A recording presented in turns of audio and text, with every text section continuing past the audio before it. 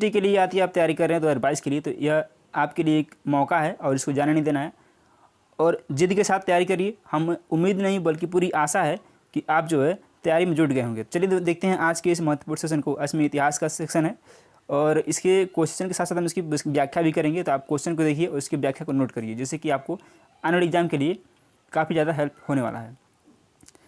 सत्यशोधक समाज की स्थापना निम्नलिखित में से किसने की थी? राजा राम मोहन राय, संत तुकाराम, महात्मा ज्योतिबा फुले या फिर इनमें से कोई नहीं।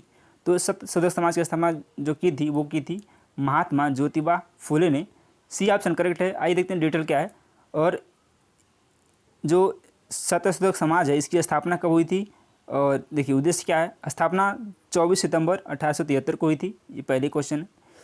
उद्देश्य क्या था? उद्देश्य था समाज सेवा तथा स्त्रियों एवं निम्न जाति के लोगों को शिक्षित बनाकर उनको शोषण से बचाना था। अब आंदोलन का प्रतीक क्या था? राजा बलि जो ब्राह्मण के आराध्य श्री राम का विरोधी था। ज्योतिबा फुले की उपाधि, मतलब इनकी उपाधि क्या थी? इनकी महात्मा की उपाधि थी ज्योतिबा फुले की। कभी पूछ लेता है कि ज्योतिबा फुले की जो है उपाधि क्या थी, तो वो थी महात्मा की उपाधि। अब बात करते हैं इनकी पुस्तक कितनी है। तो इनकी 2 पुस्तकें हैं, एक है गुलामगिरी और एक है सार्वजनिक सत्य धर्म, जो कि काफ़ी इंपॉर्टेंट है। ये पुस्तकों से क्वेश्चन आता है। पहला पुस्तक इनका है गुलामगिरी और क्या है? सार्वजनिक सत्य धर्म। तो इस तरह से इस क्वेश्चन का आंसर ऑप्शन नंबर सी था। और आगे चलिए आगे बढ़ते हैं, अगला क्वेश्चन देखते हैं। अगला जो क्वेश्चन हमारा है, यंग बंगाल आंदोलन के पीछे प्रेरणा कौन था? मधुसूदन दत्त, हेनरी विवियन डिरोजियो, कृष्ण मोहन बनर्जी या फिर राम गोपाल घोष। तो ये थे Henry Vivian Derozio. Option number B correct है। आइए देखते हैं क्या है। तो यंग बंगाल आंदोलन के जो प्रवर्तक थे वो हेनरी विवियन डिरोजियो थे और ये हिंदू कॉलेज में 1826 से 1831 तक अंग्रेजी तथा इतिहास के शिक्षक रहते, यानी कि 1826 से 31 तक हिस्ट्री और इंग्लिश के ये क्या थे? शिक्षक रहे थे। ये भी आपको ध्यान रखना है। और इन्होंने कॉलेज के युवाओं को समानता, स्वतंत्रता तथा सत्यता के लिए प्रेरित किया था। इन्होंने हैंसपेरस तथा कलकत्ता लाइब्रेरी गजट नामक पत्र का संपादन किया था। ये भी आपके लिए इम्पोर्टेंट है। ये इंडिया गजट से भी संबंध रहे थे। सुरेंद्रनाथ बनर्जी ने इसे आधुनिक सभ्यता का, यानी कि जो हेनरी विवियन डिरोजियो हैं, सुरेंद्रनाथ बनर्जी ने इनको आधुनिक सभ्यता का अग्रदूत कहा था। ये क्वेश्चन आपको ध्यान रखना है। स्वराज भारत के राजनीतिक प्रयासों का लक्ष्य था। यह दादा भाई नौरोजी द्वारा कब घोषित किया गया था? कोलकाता सत्र 1886, कोलकाता सत्र 1906, लाहौर सत्र 1885 या फिर बॉम्बे सत्र 1889। तो यह जो घोषित किया गया था वो क्या गया था? कोलकाता सत्र, यानी कि जब उस समय कलकत्ता था, कलकत्ता सत्र 1906। ऑप्शन नंबर बी बिल्कुल करेक्ट है। अगला जो क्वेश्चन हमारा, निम्नलिखित में से कौन सी संभवतः भारत में प्रयोग की जाने वाली प्रथम धातु थी? यानी कि पहली धातु क्या थी? लोहा, तांबा, सोना या फिर चांदी। तो जो भारत में प्रयोग की जाने वाली पहली धातु थी वो क्या थी? तांबा थी। बी ऑप्शन बिल्कुल करेक्ट है। ये इसकी व्याख्या देखते हैं। इसकी जो व्याख्या है उसको ध्यान से सुनिएगा, नोट भी करिएगा। जो नवपाषाण काल था, नवपाषाण काल, ठीक है, इसको 2 भागों में बांटा गया था। एक था गैर मृदभांड और एक था मृदभांड काल। एक क्या था? गैर मृदभांड था और एक क्या था? मृदभांड काल था। ठीक है, तो मृदभांड नवपाषाण काल के अंत में धातु का प्रयोग आरंभ होता है, यानी कि मृदभांड जो काल था उसी के ये नवपाषाण काल के अंत में आता है। उसी समय धातु जो तांबा था उसका प्रयोग किया गया था। इस चरण में तांबे के औजारों के साथ पत्थर का प्रयोग जारी रहा। इसी कारण इसे ताम्रपाषाणी संस्कृत कहा जाता है, यानी कि नवपाषाण काल को ताम्रपाषाणिक संस्कृत भी कहा जाता है। और इसका जो आंसर है ऑप्शन नंबर बी बिल्कुल करेक्ट है। अगला क्वेश्चन देखते हैं। प्राचीन भारतीय लेखों के अनुसार निम्नलिखित में से कौन सी 2 नदियों के बीच की भूमि ब्रह्मवर्त कहलाती है? सरस्वती नदी और बृहस्पति नदी, सरस्वती और सरयू, शतुद्री और बिपाशा या फिर गंगा नदी और यमुना नदी। तो ये जो है ऑप्शन या ब्रह्मवर्त किसे बोलते हैं? तो यह बोलते हैं सरस्वती और बृहस्पति नदी के बीच के क्षेत्र को। ऑप्शन नंबर ए बिल्कुल करेक्ट है। चलिए अगला क्वेश्चन देखते हैं। हड़प्पा सभ्यता की पहली खगोलीय वेधशाला निम्नलिखित में से किस प्राचीन भारतीय स्थल पर पाई गई है? रोपड़, दैमाबाद, धौलावीरा या फिर चनहुदड़ो। तो यह जो पाया गया था यह पाया गया था धौलावीरा में। सी ऑप्शन बिल्कुल करेक्ट है। आइए इसकी व्याख्या देखते हैं। हड़प्पा सभ्यता की जो पहली खगोलीय पर्यवेक्षणशाला थी वो धौलावीरा स्थल पर पाई गई थी। धौलावीरा कहाँ पे है? तो यह गुजरात राज्य में है और यह कहाँ का है? गुजरात राज्य का प्रमुख, गुजरात का प्रमुख संदर्भ स्थल है। ये आपको ध्यान रखना है, प्रमुख संदर्भ स्थल है धौलावीरा। अगला जो क्वेश्चन है, निम्नलिखित में से कौन सा कर्मकांडी वेद है? ऋग्वेद, यजुर्वेद, सामवेद या फिर अथर्ववेद? तो जो कर्मकांडी वेद है वो है डी ऑप्शन करेक्ट है। अथर्ववेद जो है इसको कर्मकांड वेद भी कहा जाता है और इसकी 2 शाखाएं हैं, शुक्ल सॉरी ये यजुर्वेद है, न कि अथर्ववेद है, यजुर्वेद है, ठीक है, यजुर्वेद है, गलती होगी क्षमा करिएगा।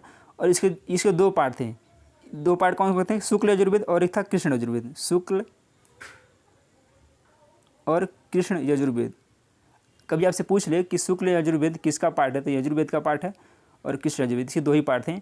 अब बात करते हैं कि इसको याद कैसे रखें, कौन वेद पहले था, कौन वेद बाद में था, कौन सा वेद पहले उसके बाद था। तो एक याद रखिएगा, रस्य RSYA, ऋग्वेद, सामवेद, यजुर्वेद, अथर्ववेद, ये क्रम से वेद हैं। ऋग्वेद, सामवेद, यजुर्वेद, अथर्ववेद, इसके आपको ध्यान रखना है। क्वेश्चन नंबर 8 देखते हैं, निम्नलिखित में से क्या ईसा की प्रथम सदी के आसपास विकसित मथुरा कला शैली में मूर्तिकला के लिए प्रयुक्त होता था? संगमरमर, स्लेट पत्थर, ग्रेनाइट या फिर लाल बलुआ पत्थर? तो उस समय प्रयोग होता था लाल बलुआ पत्थर, डी ऑप्शन बिल्कुल करेक्ट है। और इसको आप, जो मथुरा कला शैली है इसका जन्म कनिष्क के समय में मथुरा में हुआ था। इस शैली के में लाल बलुआ पत्थर का प्रयोग हुआ है। इसमें बौद्ध, हिंदू एवं जैन धर्मों के से संबंधित मूर्तियों का निर्माण, यानी कि जो ये मथुरा कला शैली है, ठीक है, इसमें बौद्ध, जैन और हिंदू धर्म के साक्ष्य मिलते हैं। ऑप्शन नंबर डी बिल्कुल करेक्ट है। निम्नलिखित पर विचार कीजिए, देखते हैं, लगता है कि अटेगा नहीं। नालंदा विश्वविद्यालय और विक्रमशिला विश्वविद्यालय दोनों पाल वंश के दौरान विकसित हुए। नालंदा विश्वविद्यालय और विक्रमशिला विश्वविद्यालय दोनों खिलजी वंश द्वारा नष्ट कर दिए गए। इसमें बताना है कौन सा स्टेटमेंट जो है करेक्ट है। तो जो नालंदा विश्वविद्यालय है और विक्रमशिला विश्वविद्यालय, ये जो है गुप्त काल में निर्मित हुए थे, न कि पाल वंश में। तो ऑप्शन नंबर एक बिल्कुल गलत हो जाएगा। दूसरा क्या है, नालंदा विश्वविद्यालय और विक्रमशिला जो विश्वविद्यालय है ये दोनों खिलजी वंश में नष्ट किए गए थे। तो इस तरह से ऑप्शन नंबर 2 केवल 2 सत्य है, तो इसमें ऑप्शन नंबर बी करेक्ट हो जाएगा, केवल 2 सत्य है। चलिए अगला क्वेश्चन लेते हैं। अहमद शाह अब्दाली ने निम्नलिखित में से किस मुगल शासक के शासनकाल में सर्वप्रथम भारत पर आक्रमण किया था? मोहम्मद शाह, अहमद शाह, शाह आलम द्वितीय या फिर अकबर द्वितीय? तो मोहम्मद शाह अब्दाली ने जिस शासक के शासनकाल में आक्रमण किया था सबसे पहले, वो कौन थे? तो वो थे अहमद शाह। तो ऑप्शन नंबर बी बिल्कुल करेक्ट है, अहमद शाह अब्दाली। चलिए अगला क्वेश्चन लेते हैं। निम्नलिखित में से किसके लिए शेर शाह सूरी को नहीं जाना जाता है? ये ध्यान रखना, नहीं पूछा गया था। नागरिक प्रशासन की प्रणाली का संगठन, पहला रुपया जारी करने के लिए जो कि 20वीं सदी तक प्रयोग होता रहा। तीसरा है नहरों द्वारा सिंचाई की प्रणाली शुरू करने के लिए, या फिर चौथा सभी शेर शाह सूरी द्वारा किए गए थे। तो इसका जो करेक्ट आंसर है वो हो जाएगा सी ऑप्शन बिल्कुल करेक्ट है। नहरों द्वारा सिंचाई की प्रणाली शुरू करने के लिए इन्होंने नहीं शुरू किया गया था। सबसे पहले इसको किसने शुरू किया था? अगला जो क्वेश्चन है, निम्नलिखित में से किसने कश्मीर में शालीमार और निषाद बाग की नींव रखी थी? अकबर, जहांगीर, शाहजहां या फिर नूरजहां? तो कश्मीर में शालीमार और निषाद बाग की जो नींव रखी थी वो रखी थी जहांगीर ने। बी ऑप्शन बिल्कुल करेक्ट हो जाएगा। चलिए आगे बढ़ते हैं। निम्नलिखित में से किस युद्ध में पहली बार तोप खाने का प्रयोग किया गया? पानीपत का प्रथम युद्ध, पानीपत का दूसरा युद्ध, तराइन का प्रथम युद्ध या फिर खानवा का युद्ध? तो पानीपत का जो प्रथम युद्ध हुआ था, ऑप्शन नंबर ए करेक्ट है। इसमें सबसे पहले तोप खाने का प्रयोग किया गया था। और पानीपत का प्रथम युद्ध हुआ कब था? तो 1526 में, 1526 में हुआ था। और किसके किसके बीच हुआ था ये भी आपको कमेंट करके बताना है, कमेंट बॉक्स में बताइए। 1556 में दिल्ली को खोने वाला हिंदू शासक कौन था? यानी कि सत्ता खो दिया था। पृथ्वीराज चौहान, हेमू, राणा संग्राम सिंह या फिर मेदिनी राय? तो 1556 में दिल्ली के शासन को खोने वाला हेमू था। बी ऑप्शन बिल्कुल करेक्ट है। चलिए आगे बढ़ते हैं। बाबर की मृत्यु 26 दिसंबर 1530 में हुई और उसे आगरा के आराम बाग में दफनाया गया। बाद में शेर शाह के शासनकाल के दौरान उसके शरीर को निम्नलिखित में से किस स्थान पर ले जाकर दफनाया गया? दिल्ली, फरगना, काबुल या फिर समरकंद? तो कहाँ ले जाया गया? ये ले जाया गया काबुल में। सी ऑप्शन बिल्कुल करेक्ट है। और इसकी मृत्यु 26 दिसंबर 1530 को हुई थी और बी सी ऑप्शन बिल्कुल करेक्ट है। ब्रिटिश काल के दौरान भारत का शीर्ष न्यायालय निम्नलिखित में से कौन सा था? Federal court, presidency court, Privi council, ये प्रीवी ऐसे रहेगा, या फिर इंग्लैंड का सुप्रीम कोर्ट? तो कौन सा था? वो था प्रीवी काउंसिल। सी ऑप्शन बिल्कुल करेक्ट हो जाएगा। निम्नलिखित में से कौन मुगल बादशाह अकबर द्वितीय की ओर से पैरवी करने के लिए बादशाह के राजदूत के रूप साथ में इंग्लैंड गए थे? अजीमुल्ला खां, राजा राम मोहन राय, महाराजा तेज चंद्र रे या फिर राजा राधाकांत देव? तो ये कौन थे? राजा राम मोहन राय थे। ये काफ़ी इंपॉर्टेंट क्वेश्चन है और कई बार पीसीएस के एग्जाम में ये पूछा गया क्वेश्चन है। भारतीय राष्ट्रीय कांग्रेस की पहली महिला अध्यक्ष कौन थी?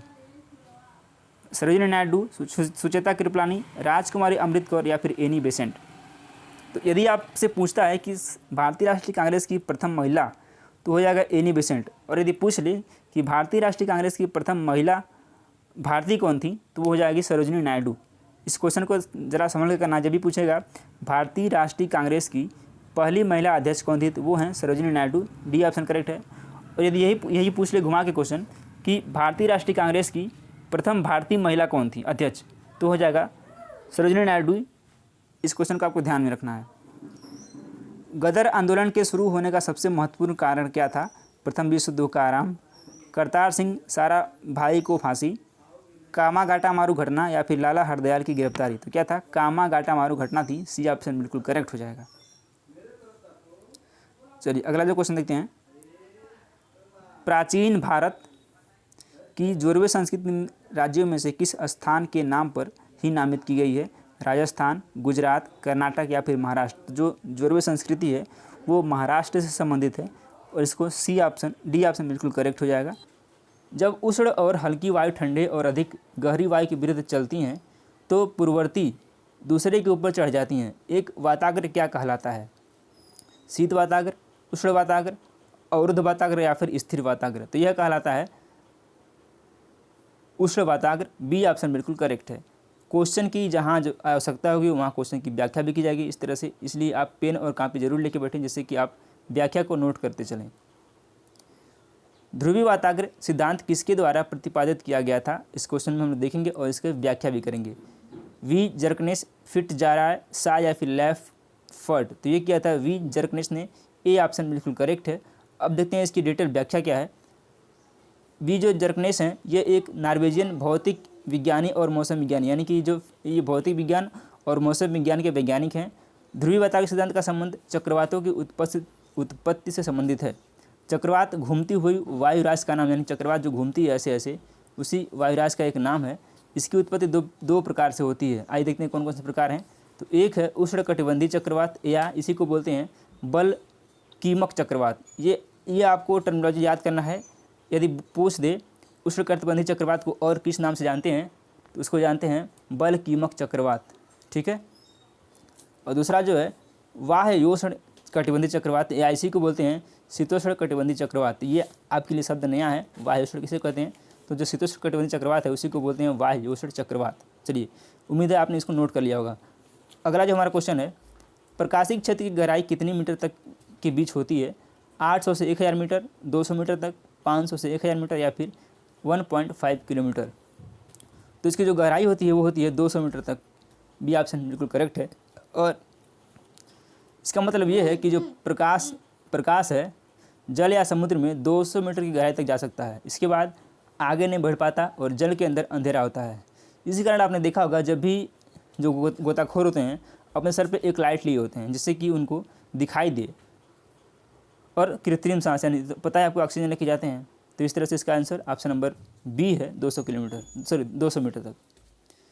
क्यूरोसियो है किस महासागर में देखी जाती है? अटलांटिक महासागर, प्रशांत महासागर, हिंद महासागर या फिर कोई नहीं? तो जो क्यूरोसियो धारा है यह देखी जाती है प्रशांत महासागर में। बी ऑप्शन बिल्कुल करेक्ट है। और यह कैसी जलधारा है? यह एक गर्म जलधारा है। ये भी पूछ ले कि जो क्यूरोसियो धारा है वो कैसी जलधारा है? तो गर्म धारा है। ठीक है, ये एक गर्म जलधारा है। ठीक है। इसका जो प्रवाह वेग होता है 3 से 5 किलोमीटर, 3 से 5 किलोमीटर समुद्री मील होता है। और सर्दियों में जो सतह का पानी है इसका तापमान 18 डिग्री सेंटीग्रेड तक होता है। ये भी आपको ध्यान रखना है कि जो किरछी धारा है वो गर्म जलधारा है। तापीय ऊर्जा परियोजना निम्नलिखित में से किस पर कोई प्रभाव नहीं डालता? वायु प्रदूषण, भूमि प्रदूषण, ध्वनि प्रदूषण या फिर जल प्रदूषण। तो जो तापीय ऊर्जा परियोजना है यह जो है ध्वनि प्रदूषण पर कोई प्रभाव नहीं डालता। सी ऑप्शन बिल्कुल करेक्ट है। और जो परंपरागत थर्मल पावर स्टेशन होते हैं इसमें पानी को गर्म करने के लिए ईंधन का प्रयोग किया जाता है, जिससे उच्च दाब पर भाप बनती है। इससे बिजली पैदा करने के लिए टरबाइनें लगाई जाती हैं। ये चीज़ भी आपको ध्यान रखनी है। एक पारिस्थितिकी तंत्र में सकल प्राथमिक उत्पादन में से हानियाँ घटाकर इंगित की जाती हैं। किस तरह से? निवल ऊर्जा, द्वितीयक उत्पादन, निवल भंडारण या फिर निवल प्राथमिक उत्पादन। तो इसको किससे इंगित की जाती हैं? इसको इंगित की जाती हैं निवल प्राथमिक उत्पादन से। ठीक है, लाइट चली गई है। कृषि भूमि प्रयोग मॉडल एक आर्थिक मॉडल है। यह किसके द्वारा बताया गया? वान थ्यूनेन, वीवर, वेबर या फिर पेंक। तो यह दिया गया था वान थ्यूनेन के द्वारा। ए ऑप्शन बिल्कुल करेक्ट हो जाएगा।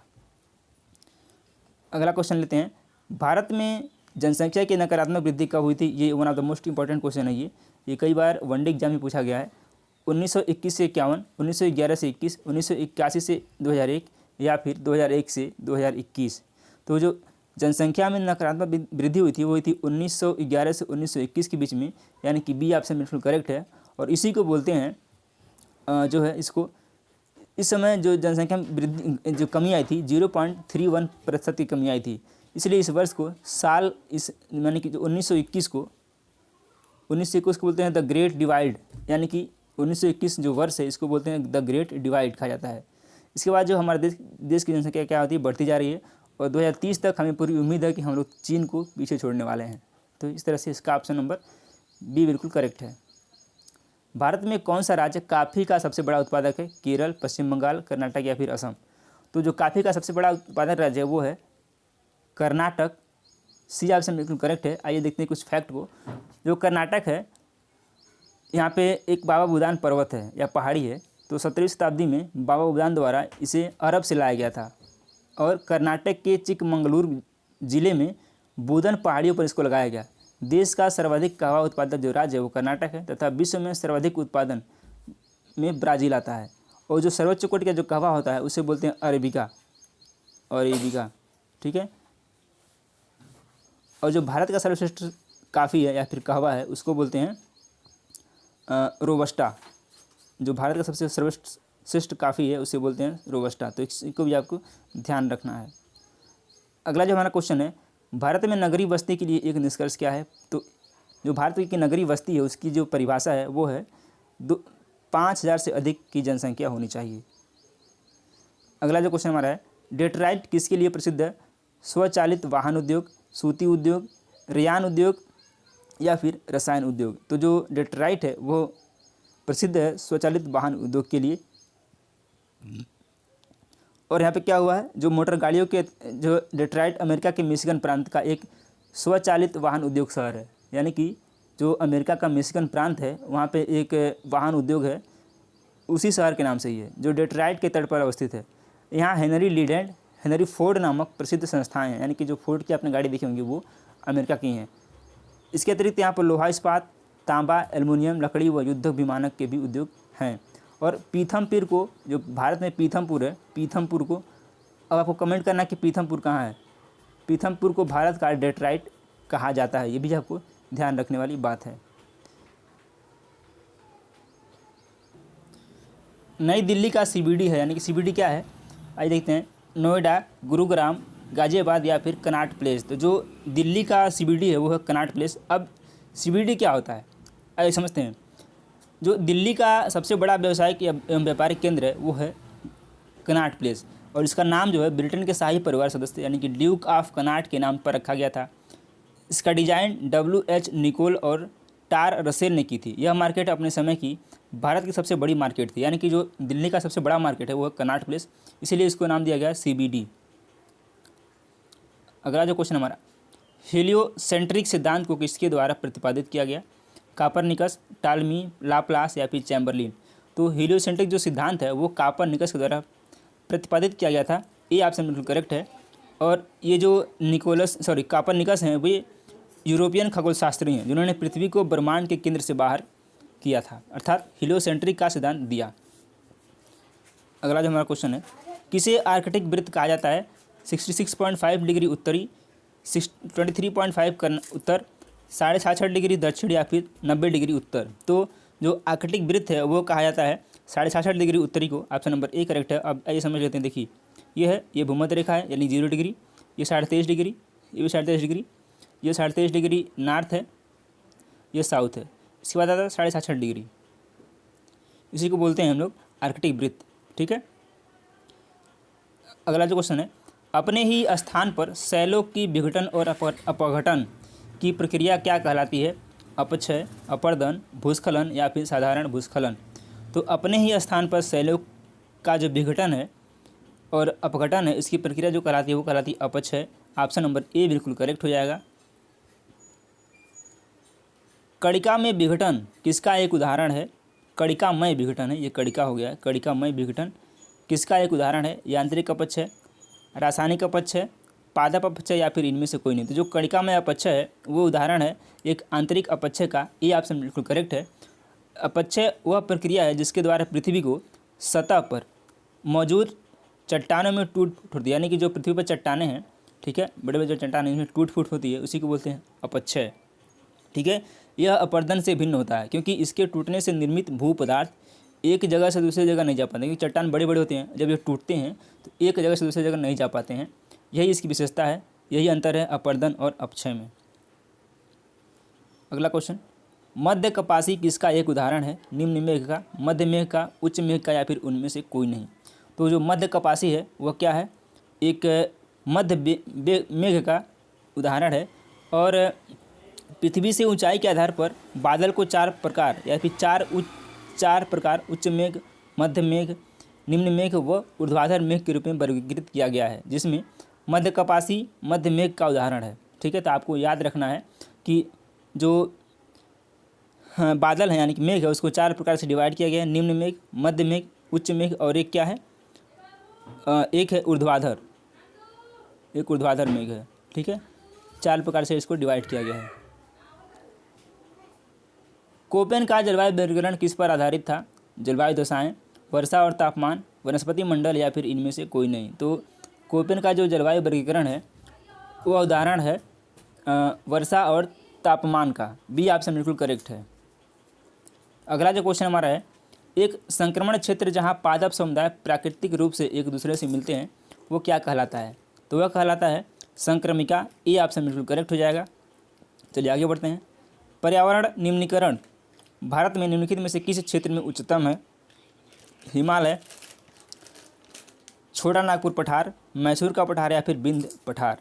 तो क्या है ये जो है उच्चतर जो है कहाँ पे है? छोटा नागपुर पठार। ऑप्शन नंबर बी बिल्कुल करेक्ट है। और जो छोटा नागपुर पठार है ये भारत के सर्वाधिक यही है। और यह पठार झारखंड, उड़ीसा, बिहार और छत्तीसगढ़ में फैला हुआ है। झारखंड, उड़ीसा, छत्तीसगढ़ व बिहार में फैला हुआ है छोटा नागपुर का पठार। चलिए बढ़ते हैं आज के सीरीज़ की सेकंड लास्ट क्वेश्चन पे। ऊर्जा का पिरामिड सदैव कैसा होता है? उल्टा, सीधा, दोनों या फिर वन प्रणाली में उल्टा। तो जो ऊर्जा का पिरामिड होता है वो सदैव क्या होता है? सीधा होता है। बी ऑप्शन बिल्कुल करेक्ट है। और जैसे हम ऊर्जा के पिरामिड के ऊपर से नीचे की ओर बढ़ते हैं ऊर्जा कम होती जाती है। पिरामिड के प्रत्येक चरण में प्रवेश करने वाली ऊर्जा का 90% उपभोक्ताओं द्वारा उपयोग किया जाता है और केवल 10% जो ऊर्जा होती है वही संग्रहित होती है। ठीक है। यानी कि आप देखिए यहाँ पे जैसे ये गया, फिर इसमें गया, फिर इसमें गया, तो यहाँ 90% खत्म हो जाएगा, केवल क्या बचेगा? 10% ही बचेगा। यही होता है। किसने भूमि प्रयोग अध्ययन आरंभ किया और ब्रिटेन की भूमि उपयोग मानचित्र प्रस्तावित किया? मैकिंडर। यह क्या था? LD स्टम्प ने। बी ऑप्शन बिल्कुल करेक्ट हो जाएगा। लास्ट क्वेश्चन आज के इस सीरीज़ का, मसाई जनजाति कहाँ पाई जाती है? अफ्रीका, कनाडा, अंटार्कटिका या फिर उपयुक्त में से कोई नहीं। तो यह पाई जाती है अफ्रीका में। ए ऑप्शन बिल्कुल करेक्ट है। निम्न में से कौन सा एक सही सुमेलित नहीं है? एक सुमेलित नहीं है। इधर देश है, इधर स्थानांतरित कृषि का नाम दिया गया है। रोडेशिया, मिल्पा, ये बिल्कुल करेक्ट है। ब्राज़ील में रोका होता है, ये भी बिल्कुल करेक्ट है। इंडोनेशिया में टाबी नहीं होता है, ये होता है लदांग। तो इस तरह से सी ऑप्शन इसका गलत है। और सूडान में नगासू होता है। तो इस 3 के 3 सही हैं। जो गलत है वो सिर्फ और सिर्फ सी वाला गलत है। अगला प्रश्न लेते हैं, रॉटरडम निम्नलिखित उद्योगों में से किसके लिए जाना जाता है? रॉटरडम कहाँ पे है? ये नीदरलैंड में है। तो ये किस उद्योग के लिए फेमस है? वस्त्र उद्योग, पोत निर्माण उद्योग, कागज उद्योग या फिर दुग्ध विषयक उद्योग? तो यह कागज उद्योग के लिए प्रसिद्ध है। सी ऑप्शन बिल्कुल करेक्ट हो जाएगा। संसार में प्राकृतिक रेशम का अग्रणी उत्पादक है चीन, भारत, जापान या फिर इटली? तो आपको भली बात ही पता होगा, जो रेशम उत्पादन में जो अग्रणी है वो चीन है। ए ऑप्शन करेक्ट हो जाएगा। चीन के बाद क्या आता है? चीन के बाद आता है भारत, जो कि सेकंड नंबर पे है। अन्य देशों में वियतनाम, तुर्कमेनिस्तान, रोमानिया आदि प्रमुख देश हैं, लेकिन ये चीन पहले नंबर पे है और भारत दूसरे नंबर पर है। अगला क्वेश्चन लेते हैं। एक तरफ संसाधन के प्रकार दिए गए हैं और दूसरी तरफ जो दिए गए हैं वो उदाहरण हैं। नव्यकरणीय ऊर्जा के उदाहरण बताना है आपको। नव्यकरणीय संसाधन के प्रकार क्या हैं? अनव्यकरणीय, पुनःचक्रीय या फिर एकल? तो नव्यकरणीय मतलब मीन्स ये हो जाएगा मिट्टी। अनव्यकरणीय जिसको हम दोबारा यूज नहीं कर सकते हैं, ये हो जाएगा थोरियम। पुनःचक्रीय यानी कि जल को कर सकते हैं, दोबारा इसको रिसाइकिल कर सकते हैं। और एकल क्या है? यह क्रायोलाइट। तो ए का 2, बी का 4 ऑप्शन नंबर ए में दिया गया है और ए ही बिल्कुल करेक्ट है। निम्नलिखित में से कौन तृतीयक क्रिया है? कृषि, उद्योग, सेवाएं और फिर सभी सही हैं। जो तृतीयक क्षेत्र में तय होता है सी ऑप्शन, सेवाएं तृतीयक क्षेत्र के अंतर्गत आती हैं। इसके अंतर्गत व्यापार, वाणिज्य, यातायात, पर्यटन तथा सूचना प्रौद्योगिकी को भी शामिल किया जाता है। अगला प्रश्न लेते हैं। निम्नलिखित स्थानों में से कौन सा एक लौह अयस्क खनन क्षेत्र नहीं है? ये नहीं है पूछा, ध्यान रखना है। बादाम पहाड़, जावर, बेलाडीला या फिर अनंतपुर? तो ये कौन सा लौह खनन क्षेत्र नहीं है? तो ये जो है आपका है ऑप्शन नंबर बी, जावर। बी ऑप्शन इसका बिल्कुल करेक्ट हो जाएगा। चंदन, आंवला, महुआ, सागौन, बांस आदि प्रजातियों के वृक्ष किस प्रकार के वनों में पाए जाते हैं? शुष्क पर्णपाती वन, आर्द्र पर्णपाती वन, उष्णकटिबंधीय सदाबहार वन या फिर शीतोष्णकटिबंधीय सदाबहार वन? तो ये पाए जाते हैं आर्द्र पर्णपाती वन। बी ऑप्शन इसका बिल्कुल करेक्ट हो जाएगा। जनगणना 2011 के आंकड़ों के अनुसार देश में महिलाओं की साक्षरता है लगभग 63.5%, 64.5%, 65.5% या फिर 66.5%। तो ये जो है इसका बी ऑप्शन करेक्ट है। और जो महिला साक्षरता था वो था 64.6%। तो जो अप्रॉक्सीमेट लगभग आसपास का ऑप्शन है, बी ऑप्शन करेक्ट हो जा रहा है। बात करते हैं पुरुष की, तो पुरुष जो साक्षरता थी वो थी 80.9% यानी कि समथिंग 81%। और जो अंतराल था वो था 16.3% यानी कि महिला और पुरुष के बीच में जो साक्षरता का डिफरेंस था यानी कि अंतर था वो 16.3% था। तो ये आंकड़ों को आपको ध्यान रखना है। हम उम्मीद करते हैं आपने इसको नोट कर लिया होगा। चलिए अगला क्वेश्चन लेते हैं। निम्नलिखित में से कौन से बॉक्साइट का सबसे बड़ा उत्पादक राज्य हैं? उड़ीसा, गुजरात, छत्तीसगढ़ या फिर मध्य प्रदेश? तो यह है उड़ीसा। ए ऑप्शन इसका बिल्कुल करेक्ट आंसर हो जाएगा। निम्नलिखित में से कौन सा सुमेलित है? घाटी दिया, इधर क्षेत्र दिया गया। लाहौल स्पीति घाटी महान हिमालय व धौलाधर श्रेणी के मध्य, कश्मीर घाटी पीर पंजाल व जास्कर श्रेणी के मध्य, फूलों की घाटी मध्य हिमालय व शिवालिक श्रेणी के मध्य, कुल्लू घाटी ट्रांस हिमालय व महान हिमालय के बीच? काफ़ी अच्छा क्वेश्चन है। तो जो कश्मीर घाटी है वह ये पहला है, देखने के अनुसार इसका करेक्ट ऑप्शन हो जाएगा। तो इसका है ए ऑप्शन इसका बिल्कुल करेक्ट हो जाएगा। सॉरी, बी ऑप्शन इसका बिल्कुल करेक्ट हो जाएगा। कश्मीर घाटी पीर पंजाल व जास्कर श्रेणी के मध्य स्थित है। आइए कुछ और देखते हैं। लाहौल स्पीति जो घाटी है वो महान व मध्य हिमालय के बीच स्थित है। लाहौल स्पीति घाटी महान व मध्य हिमालय के बीच स्थित है। और उसके बाद फूलों की घाटी महान व मध्य हिमालय के बीच है। और एक है तक कुल्लू घाटी जो कि महान हिमालय व धौलाधर श्रेणी की मध्य स्थित है, कुल्लू घाटी। तो इसका ऑप्शन नंबर बी करेक्ट हो जाएगा। अगला प्रश्न लेते हैं। नीचे दो कथन दिए गए हैं, एक कथन ए और दूसरे को कारण आर नाम दिया गया है। इसमें से बताना है कि कौन सा करेक्ट हो जाएगा। विषुवत क्षेत्र वर्ष भर वर्षा प्राप्त करते हैं। विषुवत क्षेत्र में उच्च आर्द्रता एवं उच्च तापमान संवहनी वर्षा उत्पन्न करते हैं। इसमें कौन सा बताना है? ए सही है परंतु आर गलत है। ए गलत है परंतु आर सही है। ए और आर दोनों सही हैं परंतु आर एक की सही व्याख्या नहीं है। या फिर डी ऑप्शन है, ए और आर दोनों सही हैं और आर एक की सही व्याख्या है। तो इसका डी ऑप्शन बिल्कुल करेक्ट है। ए और आर दोनों सही हैं और आर ए की सही व्याख्या करता है। जाड़े की वर्षा विशेषता किसकी है? भूमध्य सागरीय प्रदेशों की, मानसून प्रदेश की, मरुस्थलीय प्रदेश की या फिर भूमध्य सागरीय प्रदेश की। तो जाड़े की जो वर्षा है वो भूमध्य सागरीय प्रदेश की प्रमुख विशेषता है। ए ऑप्शन इसका बिल्कुल करेक्ट हो जाएगा।